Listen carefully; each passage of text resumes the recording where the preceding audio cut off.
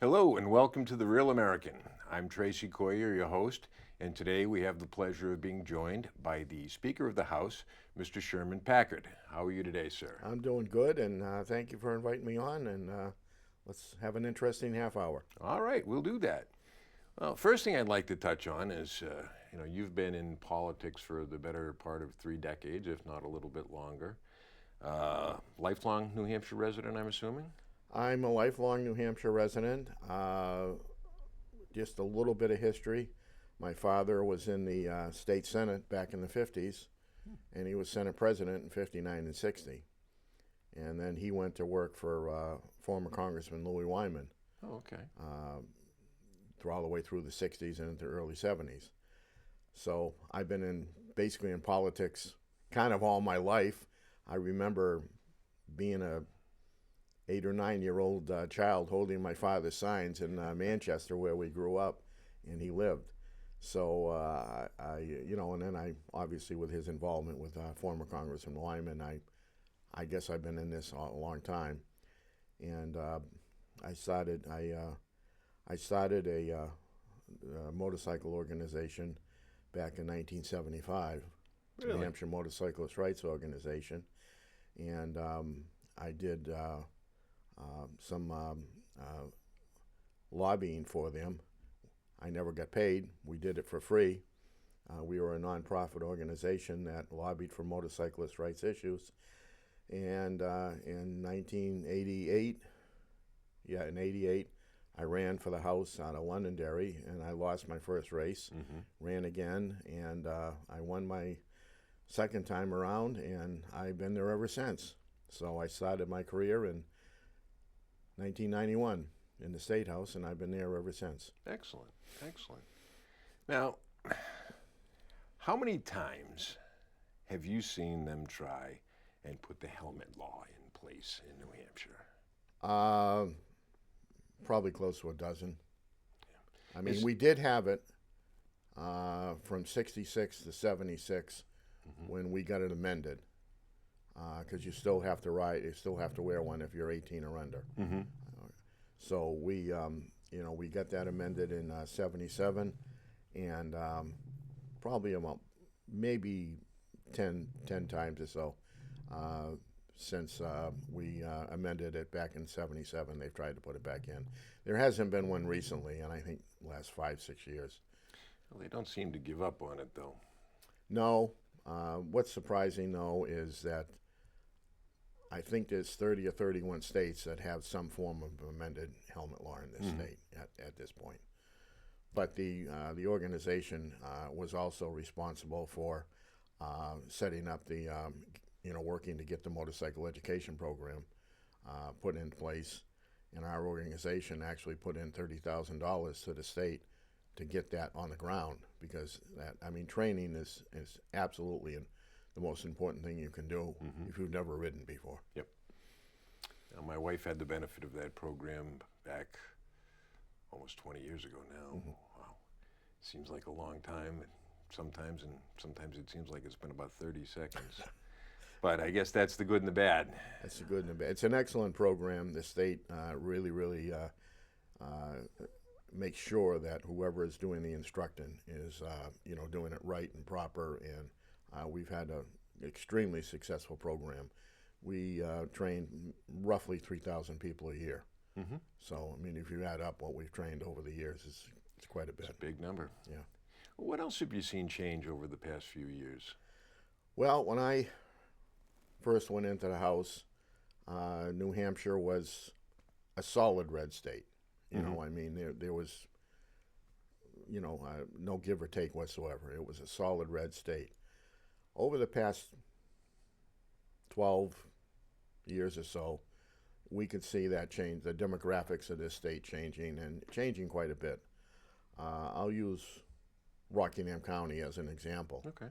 When I first went into the House, I got put onto the Rockingham County committee. That we do the budget. And I think people don't know, the state representatives of each county are responsible for the county budget. Interesting. That's one of our responsibilities. I think we're the only state in the country that does that. But you know, you have your county commissioners, and you have a business manager or something, and we are the final say on the county budget. Once it goes through the whole process of the county commissioners and everything, we take over. The county delegation takes over and looks at the budget. We have it split into subcommittees, just like we do in the House, or you know, in committees, and each department is analyzed, and the recommendation is made to an executive committee, and then we vote on it. Having said that, when I first came in, I think we had only 6 Democratic members in Rockingham County. Now we've got about 30. So what we've seen happen is, when I first came in, Portsmouth was the only real city in Rockingham County that was Democratic. And we've seen a gradual push from the seacoast. There, Exeter used to be a Republican town. Now it's a solid Democratic town. Stratham, where former Speaker Doug Scammon is, used to be a solid Republican town, and now there's I think it's 2 Democratic reps are from there. Rye, same thing. So we can see it moving, and in the western part, in the southwestern part of Rockingham County, it's still solid Republican, but you can see the demographics changing. You know, you can see it changing quite a bit.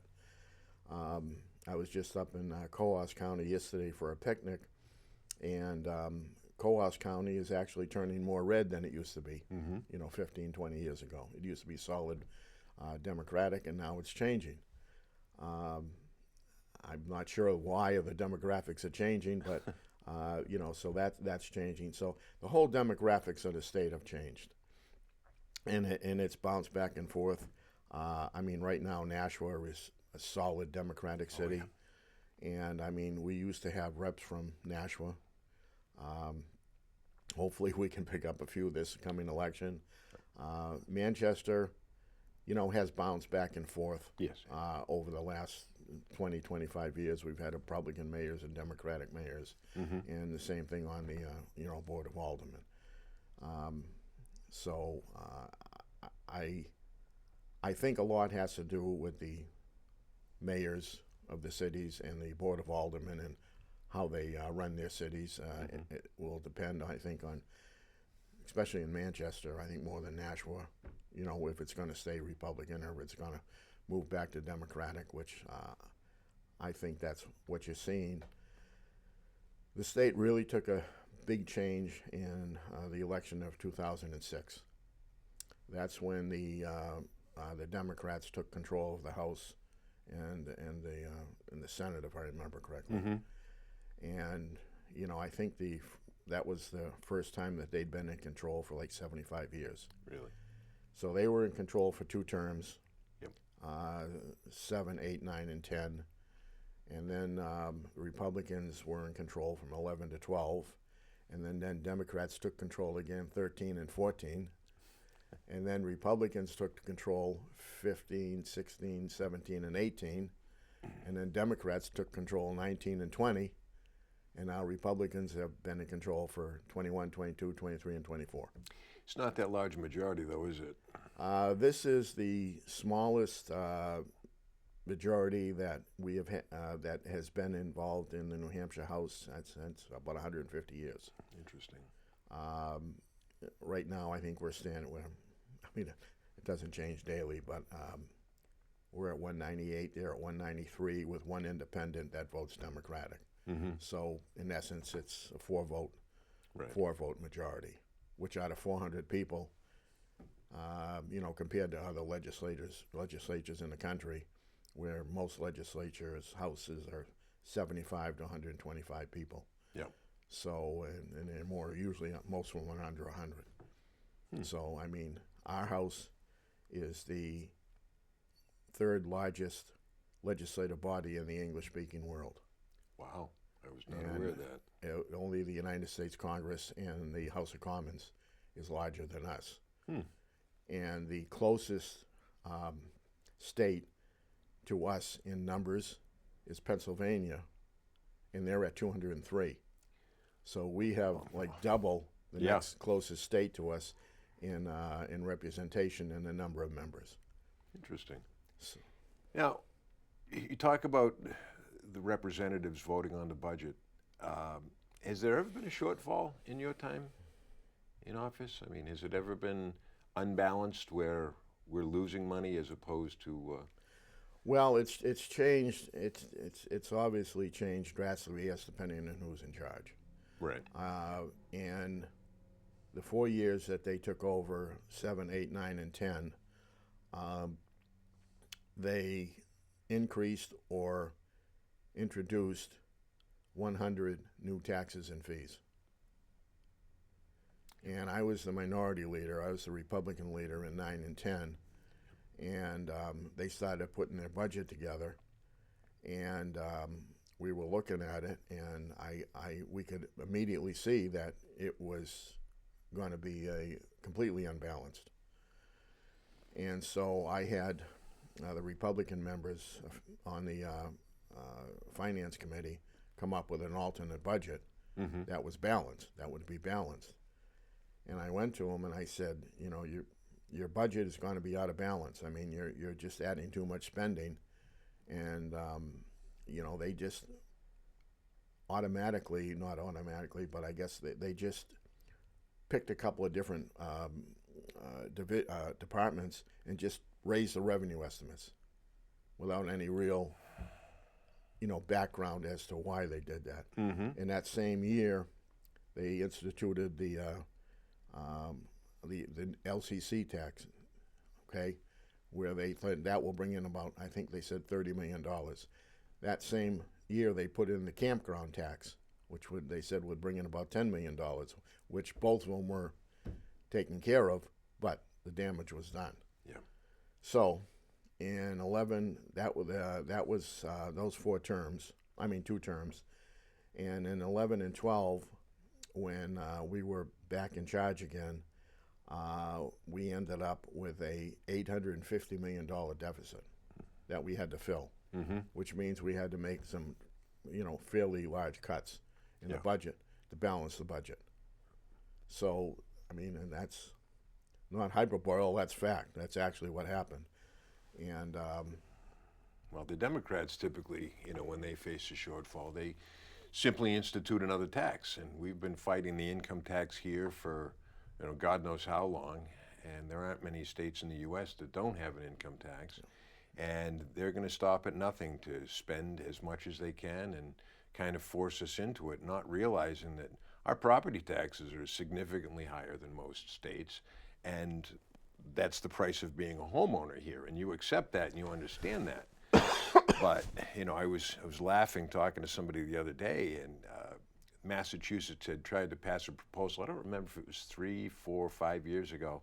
And I've talked about this before, where they wanted the state of New Hampshire to collect sales tax from the Massachusetts residents that were buying goods here. And the thing that I really don't understand is when you're going from a high tax state to a low tax state, and then you decide you like it, and then you move there, why would you want to ruin it and turn it into what you're running away from? Why not just stay there and bite the bullet? I mean, if taxes are so great, we wouldn't have anybody shopping in New Hampshire from Massachusetts because, hey, everybody loves to pay taxes. This is, you know, part of your civic duty. Get out there and give all your money to the government. That's not the New Hampshire way. that's not New Hampshire way, and that's not the Republican way. Yeah. The thing about the Massachusetts, that goes back to I believe what was the time frame was that Wayfarer decision, and this was a discussion that was held nationally in many states, and what it came down to is there were 45 states that wanted other states to collect the sales tax and ship it to them. There was only 5 states that said, no, we're not going to do that. And New Hampshire was one of them. So that decision, that Wayfair decision, really changed things quite a bit. And I just we just fought it tooth and nail, and along with the other 4 states, which I think one was Delaware, Montana, Oregon. I forget the 5th one right off the top. Mm-hmm. But we didn't have a sales tax, and we didn't want to have to set up the process of having to ship money to every other state. So that was a horrible way to go about it. But that sat in Congress for years before they finally passed something. Yeah, I remember that. And that had to do with a brick and mortar being in a certain state, and that was It was a lot more complicated than it looked on the surface. Mm-hmm. A lot more complicated. So I'm assuming you've had some great experiences in the State House. What's the one that stands out to you most? Oh God.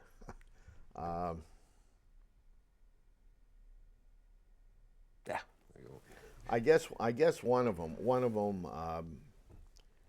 the 2 of them that stand out is in 21 and 22, the budget we passed in 21. When Chuck Morse was the Senate president, and obviously Sununu was governor, and I was the speaker. It's my first term as speaker. That is probably the most, or the top 3 most conservative budgets that we've ever passed in this state. Mm-hmm. I mean, we brought down the interest and dividends tax. We brought down the business taxes, Mm-hmm. the rooms and meals, the 2 business taxes, and we were able to get ban CRT. We were able to put the education freedom accounts in place. Yep. And we were able to, institute our current abortion bill, which still allows abortion up till 6 months. Yep. And unlike what the Democrats want, they want abortion until the day the child is born. We said the last trimester, you can't do it unless there's the health of the mother or a deformity. So, along with, we kept the spending as low as we could. Mm-hmm. So that was a tremendous, I think, that was probably one of the highlights of my career. And this past session, we, which we're going to have to make some cuts this coming year, this past session, neither I or the Democratic caucus had enough votes to pass budget unless we cooperated. Yep.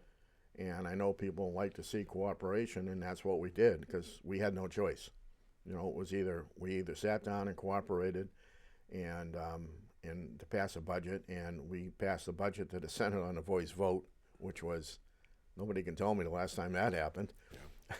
And when it came back from the Senate, we were able to concur with it because we've been working with the House Democrats and the Senate, the whole time, and the governor.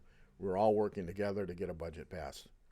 And we were able to pass the budget. I think it was 335 to 55, I think, in the House. So, I mean, having been done that was two of the, I guess, the highlights of, my speakership and being in the House, what we were able to do. Excellent.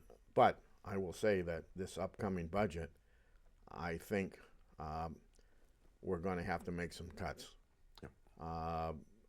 All the federal money we had obviously is pretty much gone. Yep. The revenues aren't coming in as good as they had been. We were getting tremendous increases over what we estimated on the revenues, Mm-hmm. and those are still over, but not to the extent that they had been. Do you think that ties directly back into inflation, federal budget, or do you think that's something? I think it's absolutely people aren't buying as much. I mean, let's face it. The Democrats in Washington. I hear this, and they said, "Well, we're bringing inflation down." Well, damn it, you're the one that caused it to begin with. That's right. I mean, I think when they took over, inflation was under 2%. It's 1.9. 1.9. Yep. and it jumped up to 9%, and now they say we're bringing it down. Well, you caused it to jump up to 9%. And I love hearing the economists talk, and they say, well, inflation is only 2.9% right now. That's great, 2.9%. But you guys have damaged the system so badly, prices haven't come back down. They're still up 19.1%. And it's like, well, it's down to a manageable level. It's like, my groceries still haven't come down. The biggest debacle in the Biden administration was day one when he started shutting down pipelines, and then of course he went on to the immigration thing, which was just as bad. But I mean, of course things are going to go up when everything requires fuel. Clothing, fertilizer, shipping, everything requires fuel. And if you, let's say, oil is $50 a barrel. Okay, we can buy it for $60 a barrel from some other country. Well, that $60 is going to another country. If we're buying American oil, that $50 is staying in our economy. It's not being shipped over. And they say, well, the prices aren't that different. Yeah, but where the money's going is completely different. There is absolutely no excuse for what President Biden did when he basically shut down the oil industry in this country and the natural gas. Mm-hmm. And, let's face it, President Trump had us independent of foreign countries, and now we're depending on Venezuela and all the other countries that hate us and just as soon see us destroyed. Not to mention our fuel is cleaner than theirs. And a friend of mine owns a Tesla, and I really like him. I mean, it's a nice car. It's not a practical car for New Hampshire. I mean, as a secondary vehicle, it's great. But now you're going to mandate, you have to have, this many electric-powered cars, and then it's going to be a lower percentage. Like, why is the government in a position to do anything like that? First, they told us that we can't use incandescent light bulbs, and then, they're trying to get us off gas appliances and gas stoves and everything else. Meanwhile, the hypocrites are all on TV, and, their pictures are everywhere in front of their gas stove. It's like, okay, you guys want to change this? Let's start with you. Don't start with me, because I don't have a gas stove. But I did like incandescent light bulbs. But once again, it comes down to New Hampshire's idea of personal freedom. It's not the government's job to protect me from myself. It's the government's job to protect me from other people. If I want to make a bad decision, I'm more than capable of making one. But I don't want you making it for me. And that's just the hypocrisy that they display all the time. The thing that's really scary is these California standards that California passed, where they want to ban the internal combustion engine by 2035. Mm-hmm. Well, that policy is flying across the country in Democratic states. Yeah. And you look at all the states that have adopted it, it's all blue states. Yeah. And I just saw the other day that there's some legislation out in California to add on to this, that they want to have all new cars have what we used to call a governor on them. Mm-hmm. So you can't go over 10 miles an hour in the speed limit from the speed limit that's posted. Mm-hmm. And they want that installed in new cars now too. I mean, this. The whole nanny state thing is pathetic. And unfortunately, because a lot of the larger states are adopting this thing, I don't know where this is going to end up, because I think New York has adopted it, California's adopted it. I know Illinois was working on it. I think all the New England states other than us have adopted it. Massachusetts, New Jersey, Connecticut, Maryland, I think all those states have adopted it. So we aren't ready to go completely electric cars. We aren't even close to being ready. If those batteries ignite, we talked to a few fire chiefs. If those batteries ignite, it could take up to 40,000 gallons of water to try and put the thing out. Yep. And if they ignite and your car is inside your garage, House is gone. That house is gone. Yep. It's a scary situation, and even if it's close to the house, the heat is so intensive that your house is probably going to be gone. We've got a long way to go on electric cars, and I'm not saying that we shouldn't be moving forward in looking into it, but I think trying to force states into it is just wrong. Yeah, and I mean, we found out, I believe it was Illinois this past winter, they had a cold snap, and people couldn't get into their cars. If the car was actually able to move, it was 40% less efficient. You know, it reduces the range, and you know, and you look at California with their electrical situation. Okay, let's everybody have an electric car, but you can't plug it in between 5 o'clock and 8 o'clock, and we're going to have rolling brownouts. And I mean, our electrical grid is not terrific here anyway. And you know, our electric bill goes up, it comes down. I mean, it's been extremely high at some points. And now it's still high, but it's not as high as it was a year or two ago. But unless you can find a way to generate electricity that doesn't require the weather elements to be involved, be it sun, wind, or anything else, we're in a world of hurt. We had that technology once. It was called nuclear energy. And my goodness, it was virtually free. But oh no, we can't have that just in case. Just in case. I mean, I will concede that we probably have to move towards more renewable energy. Yeah, no absolutely. question. But if nuclear isn't part of that, we're going to fail. Yes. You know, as you said, solar up here in the wintertime, it just doesn't work. No. And now we're starting to hear some of the problems with the wind, you know, the wind turbines, Yeah. where, you know, one just fell apart there a couple of weeks ago, and the pieces were washing up on the beach. I think it was New Jersey.